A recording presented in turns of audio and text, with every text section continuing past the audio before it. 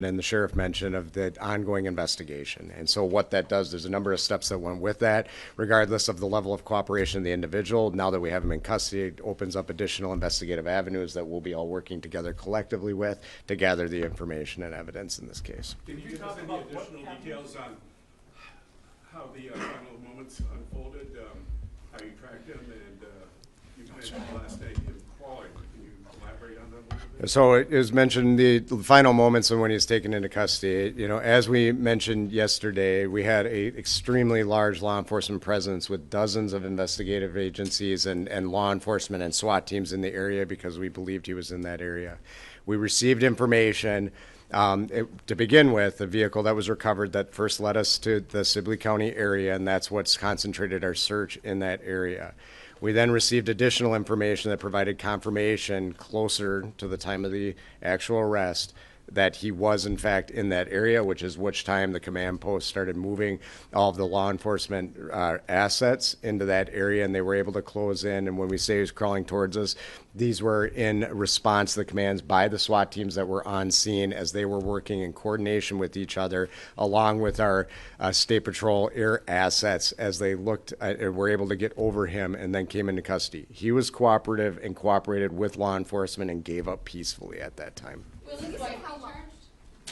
This is again, we're as we said, the real work of the investigation now begins. They've been working collectively, and I want to thank the Hennepin County Attorney's Office and Mike Radmer, who's with us today, who worked really with our team all weekend long, along with others across their office and the United States Attorney's Office, to be working together on that. What I will say when it comes to his wife and anybody else, if anybody else participated in these crimes, if anybody else worked to hide him and provide assistance in getting away, that will certainly be something that we are looking at with that, and we will provide that information to our prosecutors that will analyze and determine whether or not additional charges are appropriate. Can you tell us how long you negotiated with him until he surrendered? Yeah, so it was, I don't have the specifics. The question is, how long did we negotiate with him? It was a relatively short period of time because they were moving in and he was cooperative. So it wasn't a prolonged negotiation with him. It was more that they converged on him. And because of the extremely good coordination and what they're doing, I believe he's certainly in a position where he just had to give up because he knew he was surrounded by who was there. And Mary, I have a question. I know we're going to hear shortly from federal prosecutors. Yeah, so if I could just say, I think, as Drew said, we've shifted into prosecution right now. And so I understand why it was important to get information out there to the public because there was a person who was suspected of these murders. Right now, what we're trying to, everybody up here is trying to do is to protect the integrity of the investigation.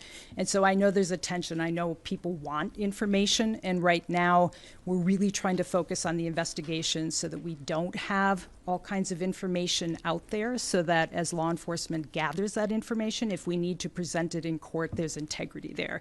So I know you all have questions, but that's the reason we're really focusing on not sharing some information. Yes, Paul. And I have a legal question. Of course. Hear shortly from Yes. federal prosecutors. I heard Yes. some attorneys pontificating on the morning news, and if the feds take this, it could be a death penalty case. I don't know the specifics there.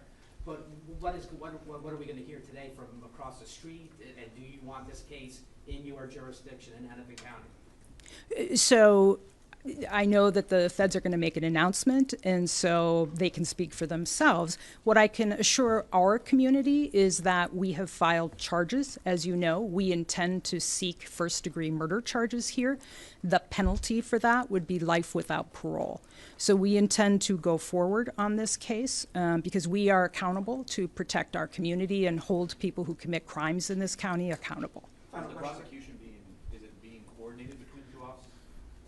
Well, so as Drew said, there was plenty of coordination on finding him, and all law enforcement, the sheriff, Brooklyn Park, BCA, FBI, coordinated together to locate him. We certainly have been in conversation with the U.S. Attorney, and as I said, I think they're probably best able to answer questions. Is he doing the first appearance here, or is it going to be in federal court in St. Paul?